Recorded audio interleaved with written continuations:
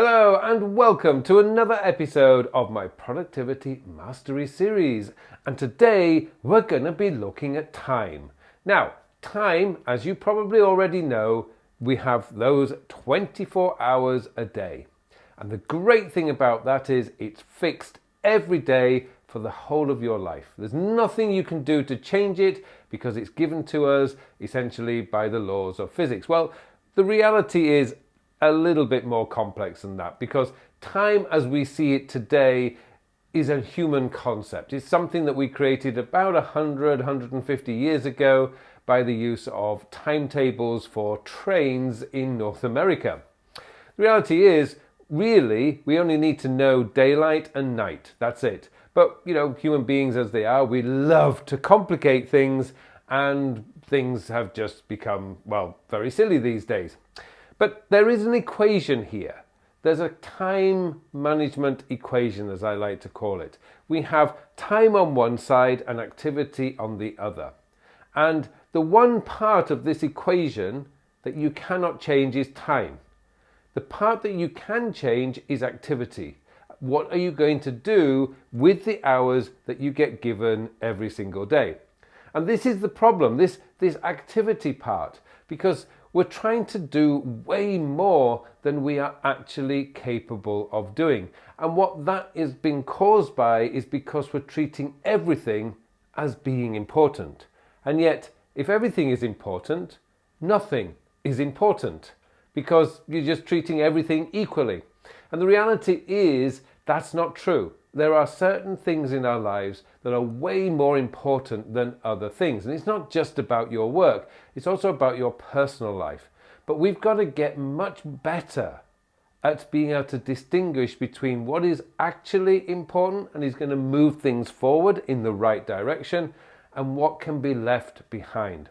But before we can do that, we need to know how we're going to organize that time. And I've come up with a way, I think, that's going to really open your eyes to the power that you have each day to manage your day.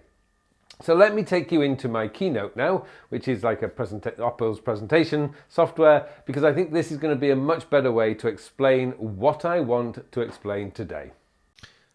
Okay, so what we're going to be looking at here is our 24 hours, the 24 hours that we get each day. Now, when it comes to sleep, we're all going to be slightly different here. Most people require anything between 6 and 8 hours a day. So I've kind of taken an average of like the 8 hours or 7 hours sleep. But your sleep schedule is going to be very different. And for the sake of demonstration, I've decided that this particular person has a sleep schedule that they go to bed at round about midnight and they wake up at round about 8 a.m. in the morning. So once we've got that cleared up, now what do we have? Well, we have these boxes down here. Now, these boxes represent some of the activities that we've just got to find time for each day. Now, for me, I don't actually have lunch. I do kind of intermittent fasting, but most people are having breakfast every day. And let's just assume that your breakfast is going to be, say, between 8 and 9 a.m. in the morning. Again, you may be earlier than that. I mean, we're all slightly different, but the purpose of this demonstration is really to show you how we're going to manage the day. Now, if you're having lunch, if you're having your breakfast at, say, 8 a.m. in the morning, then probably you're going to have your lunch at 1 p.m. So let's put that one in there. And let's say, just for argument's sake, that you have dinner at 7 p.m.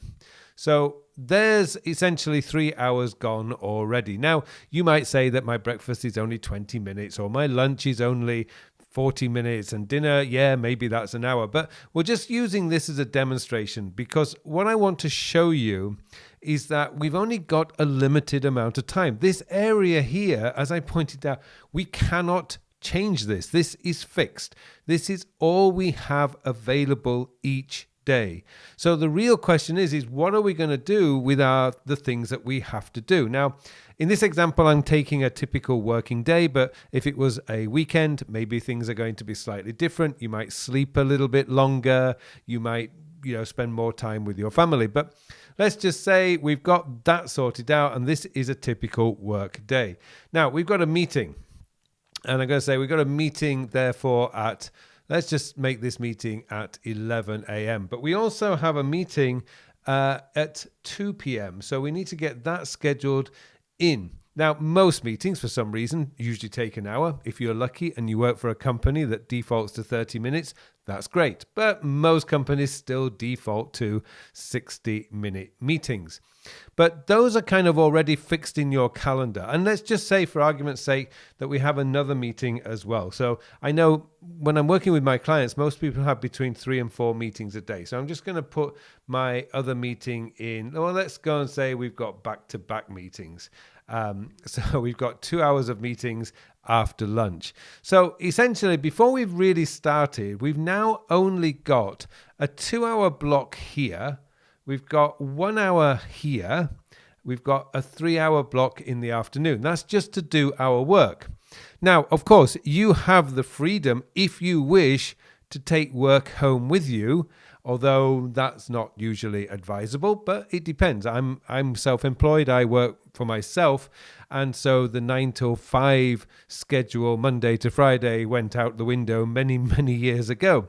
But let's just say, now in my case, and hopefully in your case, exercise should be an important part of your day. Now, I know some people prefer to do exercise in the morning. That's great. I prefer to do exercise in the afternoon, but this is a typical person. So really what we're looking at is perhaps squeezing exercise in immediately after we've finished our work. But we need to find an hour for that each day. Now, that doesn't necessarily mean that you have to spend an hour exercising. We're going to include the shower time, the getting changed and prep. So really, you may only be exercising for about, say, 40 minutes, but that's a good level of exercise to do. So going back to what we've got available, well, we've got a 2-hour block here, we've got a 1-hour block here, and we've got a 2-hour block there. Now, I'm already going to say family time, I'm afraid. Why am I saying that? Afraid. Family time should be the evening time. This is when you're spending your time with your family. So we're blocking that out already. So looking at what we've got left, we've got 5 hours. Now, to be honest with you, 5 hours is a long time. But as you'll notice, we've actually got 3 more boxes to fill in a typical day. Most people have admin to do. Now, I actually prefer to do my admin as late in the day as possible. So let's go and put our admin in there between 5 and 6. That's a good time to tidy things up, make sure things are clear, and you're good to go. But that's still leaving us with 4 hours. Now, one of the things that I always recommend to people is that they actually schedule time for dealing with their communications. Now, that could be email, it could be your Slacks and team messages, it could be even instant messages. But for most people, and I spoke to somebody last week who said, I spend half my day in email, just dealing with email. Now, that's a very reactive place to be. You don't want to be, I'm pretty sure you were not employed to just manage email. So we need to kind of have a system for that. And I've done plenty of videos on managing email. And if you really want to get on top of your email and you're serious about it, then I'm going to strongly recommend that you take my email mastery course, because that will solve your email issues in 1 hour. But that's entirely up to you. Now, part of that course, I will always recommend that you actually dedicate an hour every day for dealing with your communications. So this is a time and as late in the day as possible. So that's actually helping you. I know that as late in the day as possible, I need to deal with communication. So I'm going to get that fixed in immediately after my meetings for the day. Now, that's giving me 3 hours. That's fantastic. I've got 3 hours to deal with something else. Now, most people are employed to do a specific job. Whether you're a salesperson, that means your job is to sell. If you're a teacher, your job is to teach. Most people have a specific core set of tasks that they need to do. And for that, you need to make sure you're scheduling time for that work every single day. And this means that you've got to learn to say no. 3 meetings a day is actually pretty good. You can still get 3 meetings in. You can still manage all your communications, all your admin. You've got time to do your exercise, and you've still got time to eat. Plus, you've got plenty of time for family. So what are we going to do with our focus time? Well, immediately I'm looking here that we've got a 2-hour block there. I'm going to make sure if I saw that on my calendar, that's getting blocked off immediately. But equally, I'm also going to be making sure that this 12 hours here is completely blank. Now, the reason for that 12 hours, this 1 hour block right here, I am going to keep open, because one of the mistakes that most people make with their calendar is that they are not allowing them time to be able to deal with those inevitable emergencies, crises, demands from customers and bosses. You need time for that each day, which means that I would probably also cut this down by half, so that I've got 30 minutes before this meeting just to get myself mentally prepared, and I've got an hour after that meeting before lunch to deal with any emergencies that may have come up.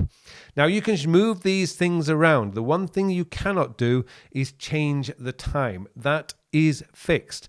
But when it comes to planning your day and when it comes to planning the week, this is something that you need to keep in mind. How much time you actually have available to do the things, i.e. the activity that you want to do. And just to give you an idea, I've created this little block in my presentation software, which is Keynote. I use Apple devices. You can do this in Outlook. You can do this in PowerPoint. You can do it in Google Sheets. It's really worthwhile doing this exercise just to give you an idea of how much time you have, because if I look at this particular day, I know it's going to be a very productive day. I've got time to spend with my family. I get my meetings done. I've got time to eat. I don't have to rush eating. I've got time to exercise, do my administration, my communication, and I get at least 90 minutes of focused time. Now, if I don't have any emergencies at this time, then I'm just going to keep going up until, maybe 5 minutes before the meeting, so I can just grab my stuff and go to the meeting or get online. And I really just wanted to stress that to you, because once you really understand this, once you understand that the one part of the time management equation that you cannot change, which is time, then you can actually go to work on it, because now you can decide what are you going to do in the time that you have available each day. That's where daily planning comes in, and that's when you start to really start taking control of your day. Well, thank you so much for watching this episode, and it just remains for me now to wish you all a very, very productive week.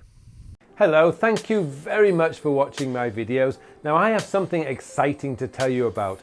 Recently, I have developed a brand new time management system. It's a system designed to manage your time in the 21st century. The world has changed a lot over the last 20 years. In fact, it's actually changed a lot this year. And what we need now is a system, a time management system that is very easy to use, easy to maintain, so that you can spend more of your time doing the work. And that's what the time sector system is all about. It's going to change your whole belief system about the way a time management system should work, because this focuses on when you are going to do the task. And let's be honest, it doesn't matter how motivated, inspired, or how urgent something is. If you don't have time to do it, it is never going to get done. And that's what this system is built around, getting your work done, so you can spend more of your time doing the things that you want to do. I hope you join me in this course. The full details of the course are in the show notes below, so please join me, and thank you very much for watching this brief video.